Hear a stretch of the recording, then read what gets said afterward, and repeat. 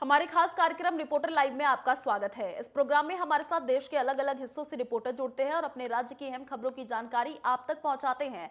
कौन सी खबर आज रहेगी खास, इसकी रिपोर्ट देंगे विस्तार से। चलिए, 3 संवाददाता हमारे साथ लाइव जुड़े हुए हैं। ईशा ठाकुर चंडीगढ़ से, अनिकेत तिवारी लखनऊ से और सुबोध गुप्ता हमारे साथ रांची से लाइव बने हुए हैं। सबसे पहले अनिकेत का रुख कर लेते हैं। अनिकेत, आज की क्या तमाम बड़ी खबरें यूपी से रहने वाली है? सीएम योगी आदित्यनाथ के आज कई दौरे प्रस्तावित है, इसको लेकर के क्या फिलहाल अपडेट मिल पा रही है? सबसे पहले आज इंदिरा गांधी प्रतिष्ठान में जो दो गौ आधारित जो कार्यशाला है उस और उसका शुभारंभ करेंगे। इसके साथ बता दें आपको कि उत्तर प्रदेश की राजधानी लखनऊ में इंदिरा गांधी प्रतिष्ठान में 2 दिनों का जो अर्बन कॉन्क्लेव चल रहा है, लगातार प्रदेश को सुंदर बनाने के लिए, लगातार प्रदेश को रहने के लिहाज से बेहतर बनाने के लिए जो लगातार कॉन्क्लेव चल रहा है, उसमें भी मुख्यमंत्री योगी आदित्यनाथ शिरकत करेंगे। और इसके साथ अगर बात की जाए प्रदेश के मुख्यमंत्री योगी आदित्यनाथ के दौरे की, तो आज वो प्रयागराज शाम को पहुंचेंगे और जो पूर्व जो माफ कीजिएगा जो सांसद हैं, उनके पिताजी को श्रद्धांजलि देने के लिए आज मुख्यमंत्री योगी आदित्यनाथ आज प्रयागराज जाएंगे। इसके साथ अगर बात की जाए बड़ी खबर की, अगर तो कल ही अहमद बेग नाम का एक जो आतंकी संगठन चलाने वाला व्यक्ति था, उसे गिरफ्तारी कल की गई है राजधानी लखनऊ से। हालांकि अभी पूरे मामले पर अभी और भी पीएसआई के जो एजेंट है उनकी गिरफ्तारी लगातार चल रही है। अगर बात की जाए अभी तक उत्तर प्रदेश से, तो 12 लोगों की गिरफ्तारी फिलहाल हो चुकी है। जी अनिकेत, अभी मौसम को लेकर के फिलहाल क्या अपडेट मिल पा रही है, क्योंकि भारी बारिश का दौर देखने को मिल रहा है, कई जिलों में अभी अलर्ट भी जारी कर दिया गया है। देखिए, अगर बात की जाए मौसम विभाग की, तो मौसम विभाग की तरफ से अलर्ट जारी है। पूर्वांचल के कुछ जिले हैं, बस्ती, गोरखपुर, बहराइच, ये वो जगह है जहाँ पर जल भराव की, जहाँ बाढ़ की समस्या है, सरयू का जो जल स्तर है वो लगातार बढ़ रहा है। तो हालांकि अगर एसडीआरएफ और एनडीआरएफ की टीम की अगर बात की जाए, तो वहां पर उन्हें तैनात कर दिया गया और जो लोग वहां पर जो प्रभावित हो रहे हैं उनको सही जगह पर पहुंचाने के लिए प्रदेश के मुख्यमंत्री योगी आदित्यनाथ ने निर्देश दे दिया है। और कल उन्होंने खुद हवाई सर्वेक्षण करके तमाम चीजों को समझा, तमाम चीजों को परखा। उसके बाद में ये दिशा निर्देश दिए गए कि चाहे वो राहत सामग्री की बात हो या फिर बाढ़ प्रभावित इलाकों में लोगों को अलग जगह पर स्थापित करने की बात हो, तो तमाम निर्देश अधिकारियों को दिए जा चुके हैं। जी चलिए अनिकेत, आप बने रहिए हमारे साथ। ईशा ठाकुर का रुख कर लेते हैं, चंडीगढ़ से हमारे साथ लाइव जुड़ी हुई हैं। ईशा, आज की क्या तमाम बड़ी अपडेट चंडीगढ़ से रहने वाली हैं, विस्तार से बताएं दर्शकों को। जी आयुषी, देखिए खबरों से पहले आपको मैं मौसम का मिजाज बताना चाहूँगी। जिस तरीके से पहाड़ी राज्यों में भी लगातार जो बारिश है लगातार हो रही है, वहाँ पर भूस्खलन की स्थिति बनी हुई है, चाहे आप उत्तराखंड की बात करें या हिमाचल की। और वहीं मैदानी इलाकों की बात करें, चंडीगढ़, पंजाब, हरियाणा की, लगातार यहाँ पर सुबह से ही बारिश हो रही है। बीते कल भी बारिश हुई थी और 2 दिनों के लिए येलो अलर्ट यहाँ पर जारी कर दिया गया है। तस्वीरों के माध्यम से आपको हम तस्वीर चंडीगढ़ की दिखाना चाहेंगे कि किस तरीके से यहाँ पर लगातार बारिश हो रही है। और मौसम विभाग का भी कहना है कि रविवार तक इसी तरीके की बारिश रहेगी, क्योंकि मॉनसून एक बार फिर से सक्रिय हो चुका है और रविवार के बाद मौसम में थोड़ा जो है बदलाव नज़र आएगा और जो बारिश लगातार हो रही है ये थोड़ी कम हो जाएगी। लेकिन इस बार जो बारिश हुई है वो कहीं ना कहीं पंजाब और हरियाणा के किसानों के लिए चिंता का विषय है, क्योंकि इस वक्त धान की फसल है और धान की फसल में अगर लगातार इस तरीके से बारिश होगी तो फंगस लग जाएगी। तो ऐसे में कहीं ना कहीं ये चिंता का विषय है किसानों के लिए। वहीं अगर खबरों के लिहाज से बात करें, जिस तरीके का मौसम आयुषी यहाँ पर बना हुआ है, उसके मद्देनज़र ये इंतज़ार किया जा रहा है कि प्रधानमंत्री नरेंद्र मोदी की आज जिस तरीके से हिमाचल प्रदेश में रैली होने जा रही है, क्योंकि हिमाचल प्रदेश में इस साल के आखिर में विधानसभा चुनाव होगा और युवा रैली को संबोधित करेंगे प्रधानमंत्री नरेंद्र मोदी ठीक 12:30 बजे मंडी में। लेकिन गुजरना उन्हें चंडीगढ़ से ही है। पहले वो चंडीगढ़ स्थित मोहाली एयरपोर्ट में पहुंचेंगे और उसके बाद यहां से मंडी के लिए रवाना होंगे। लेकिन जिस तरीके से यहां पर मौसम बना हुआ है, तो ऐसे में इंतजार रहेगा कि क्या प्रधानमंत्री नरेंद्र मोदी जो तय समय है उसके मुताबिक यहाँ पहुँचते हैं या नहीं, क्योंकि लगातार सुबह से ही यहाँ पर मौसम खराब है। वहीं दूसरी और मंडी की बात करें तो वहाँ पर युवाओं की भीड़ जुटनी कल से ही शुरू हो चुकी है।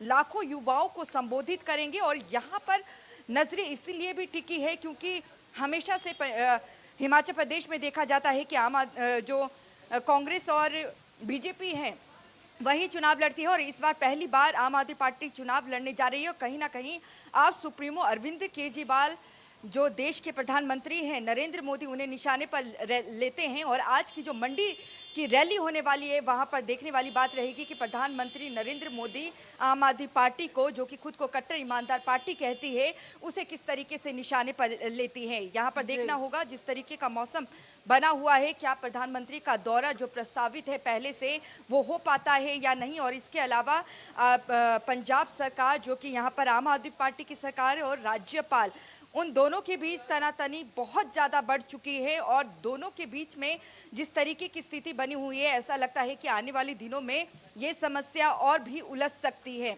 ऑपरेशन लोटस का बीजेपी पर आरोप लगाया था आम आदमी पार्टी की सरकार ने, और कहा गया था कि उनके विधायकों को 25-25 करोड़ रुपए देकर खरीदने की भारतीय जनता पार्टी ने कोशिश की, लेकिन 10 दिन बीत चुके हैं, अभी भी अज्ञात के खिलाफ मामला दर्ज है।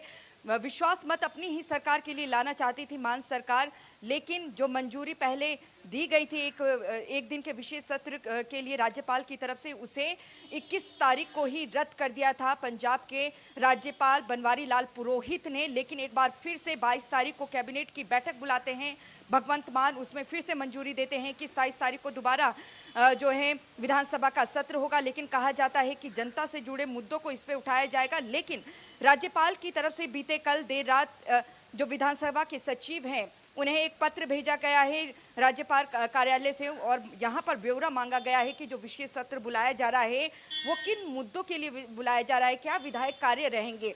ऐसे में कहीं ना कहीं यहाँ पर भगवंत मान की बात करें या फिर राघव चड्ढा की, जो राज्यसभा सांसद हैं, यहाँ से राज्यपाल की प्रतिष्ठा पर सवाल खड़े कर रहे हैं। उनका कहना है कि वो अपने पद की गरिमा को गिरा रहे हैं, क्योंकि ऐसा कभी नहीं हुआ इतने सालों में कि कोई राज्यपाल इस तरीके से ब्यौरा मांगे, क्योंकि राज्यपाल की अनुमति एक औपचारिकता रहती है। लेकिन यहाँ पर देखना होगा, क्योंकि राज्यपाल को अगर नहीं भेजा जाता है विधायक कार्य, तो 27 तारीख को जो विधानसभा सत्र बुलाया जाएगा वो नहीं हो पाएगा। तो ऐसे में आप सरकार तो ये भी कह रही है कि वो राज्यपाल के फैसले के खिलाफ अगले हफ्ते, आने वाले हफ्ते में सुप्रीम कोर्ट तक पहुंच जाएगी। तो ऐसे में कहीं ना कहीं जो बंगाल में स्थिति देखने को मिली थी वैसा ही नज़ारा अब पंजाब में दिखता हुआ नजर आ रहा है।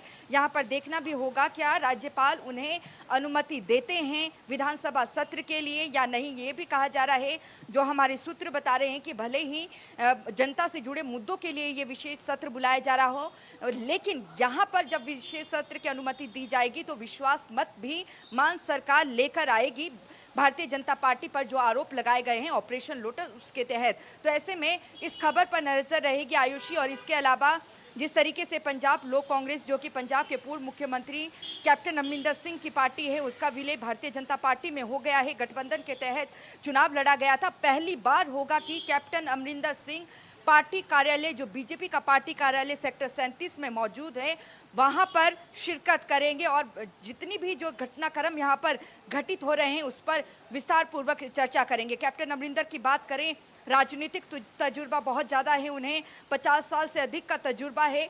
तो ऐसे में कहीं ना कहीं मजबूती यहाँ पर भारतीय जनता पार्टी को मिली है उनकी पार्टी के विलय करने से। और जिस तरीके से अब कैप्टन अमरिंदर सिंह बीजेपी के हो चुके हैं, तो यहाँ पर देखना होगा कि उनका तजुर्बा बीजेपी के लिए कितना काम आता है। तो ये तमाम वो खबरें हैं आयुषी जिस पर आज दिन भर नजर रहेगी। जी चलिए ईशा, शुक्रिया तमाम जानकारी साझा करने के लिए। फिलहाल रुकते एक छोटे से ब्रेक के लिए, जल्द लौटेंगे। आप देखते रहिए नेटवर्क 10।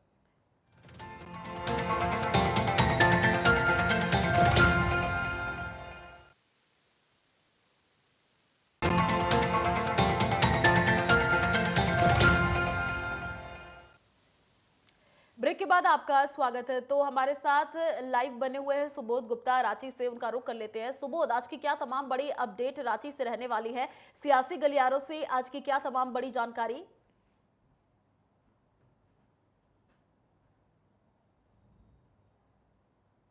जारी एक फिर से नया मुख्यमंत्री हेमंत सोरेन ने कारनामा किया है। कारनामा यह है कि 1.25 करोड़ रुपए का ऑडी Q7 खरीद लिया है, जिससे वह राज्य की राजधानी रांची में सवारी करेंगे। पिछले 2 वर्ष पूर्व उन्होंने, जब हेमंत सोरेन की सरकार आई थी, यूपीए गठबंधन की सरकार आई थी, तो उन्होंने BMW की कार खरीदी थी 60 लाख रुपए की, जिस पर काफी चर्चाएं हुई थी। इस बार उन्होंने 1.25 करोड़ रुपए की गाड़ी खरीदी है, इसकी चर्चाएं आम हो गई है। लगातार भाजपा के जो प्रदेश प्रवक्ता है प्रतुल सहदेव, उन्होंने कहा है कि सरकार अब राज्य के विकास कार्यों को छोड़ करके राज्य पर पैसा खर्च करने के बजाय अपनी ऐशो आराम की जिंदगी पर पैसा खर्च कर रहे हैं, जनता के पैसे से गाड़ी खरीद रहे हैं। यह बड़ी बात है कि उन्होंने 2 साल में ही 2 गाड़ियां बदल दी। एक तो ऑडी को खरीदा था उन्होंने, इसके बाद Q7 खरीदा है और फिर से Q7 नया मॉडल खरीदा है, जिसकी चर्चाएं लगातार की जा रही है। मैं दूसरी खबर बात करूं राजनीति की, तो मुख्यमंत्री हेमंत सोरेन 29 सितंबर को कैबिनेट में बैठक कर रहे हैं। कैबिनेट की बैठक में 1932 का खतियान से लेकर के आरक्षण का मामला और अन्य विकास कार्यक्रमों की चर्चा की जाएगी।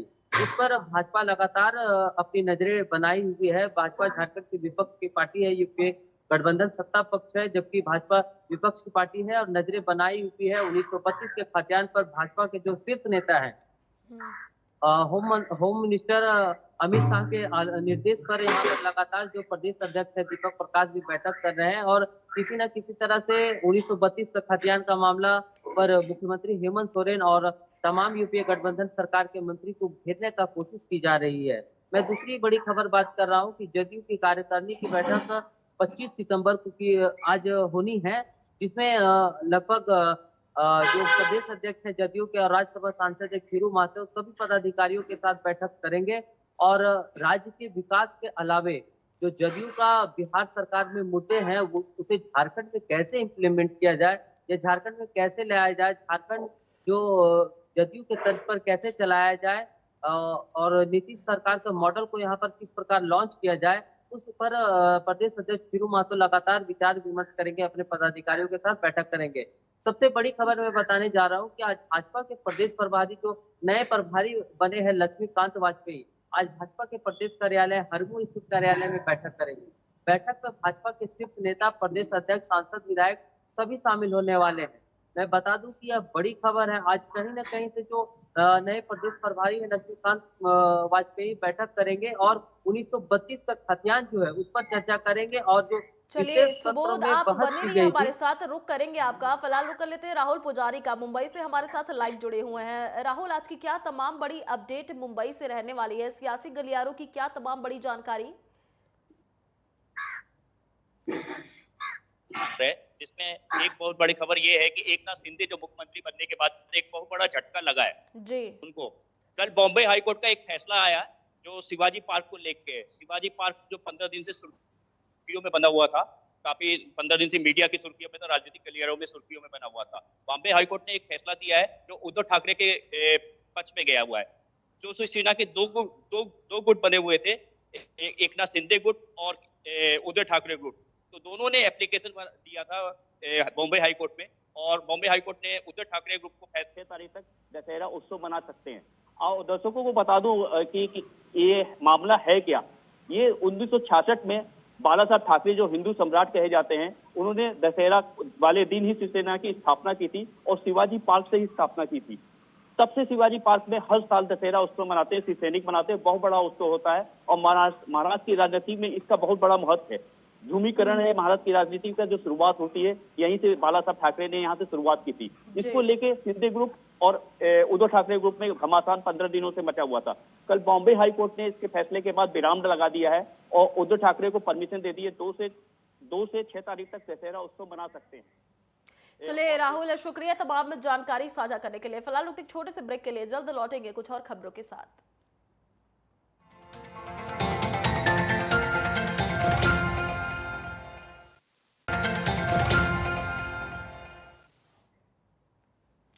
ब्रेक के बाद आपका स्वागत है। चलिए रुक कर लेते हैं निषेध ठाकुर का, हमारे साथ लाइव बने हुए हैं पटना से। निषेध, आज की क्या तमाम बड़ी अपडेट मिल पा रही है? देखिए, सियासी गलियारों से अगर बात करें तो लगातार बिहार में सियासी उठापटक का दौर काफी देखने को मिल रहा है। फिलहाल क्या जानकारी मिल पा रही है? बिल्कुल आयुषी, देखिए जिस तरीके से 2 दिनों के दौरे पर खुद गृह मंत्री अमित शाह पहुंचे हुए हैं बिहार और आज उनका दूसरे दिन का दौरा है किशनगंज में। वो आज पूरे दिन रहने वाले हैं और वहां पर 4 कार्यक्रम होने वाले हैं जिसमें खुद गृह मंत्री अमित शाह शामिल होंगे। पहला जो कार्यक्रम था उनका आज सुबह मंदिर में पूजा करने का था, वो पूजा करने के लिए पहुंचे थे। बूढ़ी काली माता का मंदिर है किशनगंज में, वहां पर। और उसके बाद जो जानकारी है कि वो एसएसबी जो बीपीओ भवन है उसका उद्घाटन करने के लिए पहुंचेंगे। साथ ही साथ 12 बजे के समय में उनका कार्यक्रम है। बीएसपी, एसएसपी व आईटीबीपी के जो महानिदेशक हैं और वरिष्ठ अधिकारी हैं उनके साथ जो सीमा सुरक्षा बल है उसको लेकर के एक बैठक करनी है। साथ ही साथ शाम को 3:30 बजे एक और लोकगीत कार्यक्रम का आयोजन किया गया है अमृत महोत्सव के पर। उसमें अमित शाह शिरकत करेंगे और उसके बाद पूर्णिया के लिए वो रवाना होंगे और पूर्णिया से शाम को दिल्ली वापस लौट जाएंगे। 2 दिनों का कार्यक्रम दौरे पर अमित शाह खुद पहुंचे हुए हैं और कहीं ना कहीं जो 2024 की तैयारी एक तरफ मुख्यमंत्री नीतीश कुमार कर रहे हैं, तो अब भारतीय जनता पार्टी बिहार में कहीं ना कहीं अलर्ट मोड पर है, एक्टिव मोड पर है और इसकी जो कमान है खुद गृह मंत्री अमित शाह ने संभाली है कि बिहार में किस तरीके से भारतीय जनता पार्टी को मजबूत की जाए। तो इसको लेकर के खुद अमित शाह ने इसकी कमान अपने हाथों में संभाल लिया है और अब जो जानकारी हमें मिली है कि लगातार अमित शाह बिहार दौरे पर आने वाले वक्त में होंगे और कहीं ना कहीं जो तैयारी विधानसभा चुनाव में उत्तर प्रदेश में की थी और वही तैयारी कहीं ना कहीं बिहार में करने की कोशिश भारतीय जनता पार्टी की ओर से की जा रही है। और अब कहीं ना कहीं नीतीश कुमार अलग है, एनडीए से महागठबंधन की सरकार बन गई है और कहीं ना कहीं बीजेपी अब अपने आप को बिहार में अकेली महसूस कर रही है। तो इसी को लेकर के अब तैयारी है कि कहीं ना कहीं मजबूती से जो भारतीय जनता पार्टी है उसको बिहार में मजबूत किया जाए। और बीते दिन जो पूर्णिया में अमित शाह ने जो रैली की थी और जो भाषण दिया था खुले मंच से, उसमें उन्होंने इस बात को भी कहा था कि जो आने वाला चुनाव है उसमें भारतीय जनता पार्टी का मुख्यमंत्री का चेहरा होगा। तो इससे साफ तौर पे समझा जा सकता है कि अकेले बेशक भारतीय जनता पार्टी अभी है लेकिन तैयारी पूरी कर रही है और इसी का नतीजा है कि 2 दिनों के दौरे पर अमित शाह आए हुए थे और आने वाले वक्त में लगातार अब उनकी नजर बिहार पर रहेगी क्योंकि 2024 में लोकसभा का चुनाव होना है, 25 में विधानसभा का चुनाव होना है और दोनों ही चुनाव काफी महत्वपूर्ण है। और उससे पहले कहीं ना कहीं नीतीश कुमार ने एनडीए का जब साथ छोड़ा तो भारतीय जनता पार्टी कोई भी अब गलती नहीं करना चाहती है कि अगर कोई गलती अगर वो करती है तो कहीं ना कहीं यहाँ पे और कमजोर होती जाएगी और यही कारण है कि अब कोई भी गलती नहीं करने के मूड में है और लगातार जो अलग अलग एरिया हैं, खास तौर पे जो सीमांचल का इलाका है वहां पर मजबूत करने की कोशिश की गई है। और अमित शाह की जो रैली थी बीते दिन उसमें भी काफी संख्या में जो जनसैलाब था वो उमड़ा था और उससे कहीं ना कहीं समझा जा सकता है कि किस तरीके की तैयारी है, किस तरीके की रणनीति बनाई जा रही है और उसको कहीं ना कहीं साधने की कोशिश अमित शाह कर रहे हैं। जी निश्चित, देखिए गृह मंत्री अमित शाह का आज दूसरा दिन का दौरा, ये दौरा काफी महत्वपूर्ण माना जा रहा है। जिस हिसाब से आपने बताया कि सीएम नीतीश कुमार लगातार विपक्ष को एकजुट करने की कोशिश कर रहे हैं 2024 के लिए, इसीलिए गृह मंत्री अमित शाह ने खुद ही इस मोर्चे को संभाल लिया है और बिहार में अब वो रणनीति तैयार करने की कोशिश कर रहे हैं 2024 चुनाव को लेकर। बिल्कुल, देखिए जिस तरीके से बिहार में महागठबंधन की सरकार बनी और तब से ही मुख्यमंत्री नीतीश कुमार भारतीय जनता पार्टी पर हमलावर हैं और वहीं दूसरी ओर बीजेपी भी लगातार सत्ता पक्ष को घेरने की कोशिश कर रही है। और ऐसे में जो एक तरफ बात करें तो नीतीश कुमार की जो कोशिश है 2024 का वो ब्लूप्रिंट बनाने की तैयारी में लगे हुए अभी से ही। देश में विपक्षी पार्टी के जो नेता है, विपक्षी पार्टियां उनको एकजुट करने की कोशिश कर रहे हैं और कहीं ना कहीं उसी को लेकर के बीजेपी भी पीछे हटने वाली नहीं है।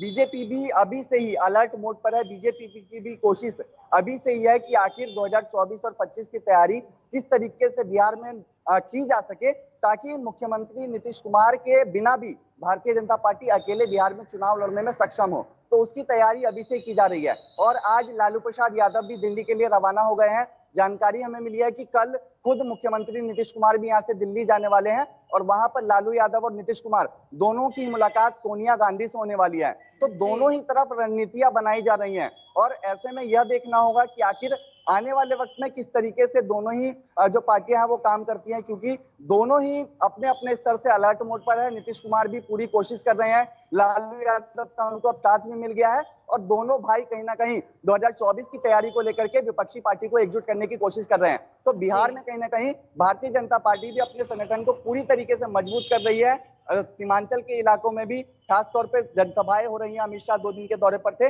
वहां पे भी जनसैलाब था। तो इससे समझा जा सकता है कि बीजेपी भी चुप रहने वाली नहीं है, एक्टिव मोड पर पूरी तरीके से। बेशक नीतीश कुमार और लालू यादव एक साथ होकर तैयारी कर रहे हैं, लेकिन जवाबी कार्रवाई में कहीं ना कहीं भारतीय जनता पार्टी भी जुट गई है और लगातार संगठन को मजबूत कर रही है और 24 और 25 की तैयारी में भी लग गई है। जी निश्चित, देखिए लगातार बीजेपी अब अपना कुनबा बढ़ाने की कोशिश कर रही है। बिहार में भी अब गृह मंत्री अमित शाह ने खुद ही मोर्चा संभाल लिया है। चलिए शुक्रिया तमाम जानकारी साझा करने के लिए।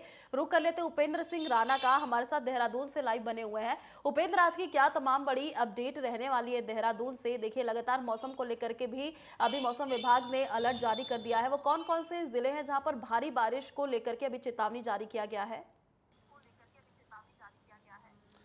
देखिए आशीष, पहले तो बड़ी खबर यह है कि जिस प्रकार से जो 228 की बैकडोर भर्तियां जो विधानसभा अध्यक्ष ने जो निरस्त की है, उसका अनुमोदन जिस प्रकार से शासन को भेजा गया था, उसको मुख्यमंत्री की स्वीकृति जो है वो मिल गई है। मुख्यमंत्री का कहना है कि जिस प्रकार से मैंने जांच के आदेश दिए थे, उसके बाद जब कमेटी बनी थी तो ये मेरे द्वारा ही ये तय किया गया था, इसलिए जो अनुमोदन विधानसभा अध्यक्ष की ओर से शासन को भेजा गया है कि इन पूरी तमाम जो भर्तियां हैं 2016 से लेकर 2021 में जो बैकडोर तरीके से जो विधानसभा में भर्ती हुई थी उसको निरस्त करने की जो अनुमोदन हुआ है उसको मैं स्वीकार करता हूं और उस पर जो तत्काल कार्रवाई जो है वो की जाएगी। यानी कि अब जो है बड़ी कार्रवाई जो है उन पर होने वाली है जो 2016 से 2022 के बीच जो है बैकडोर तरीके से जो है जिस प्रकार से यहाँ पर विधानसभा में जो है भर्ती हुए थे। जी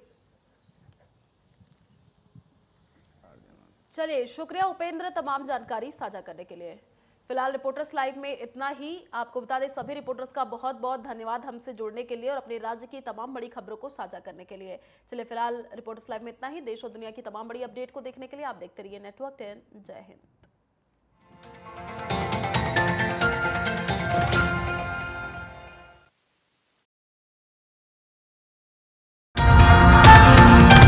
लाइक कीजिए, सब्सक्राइब कीजिए और शेयर कीजिए और घंटी का बटन दबाना ना भूलें।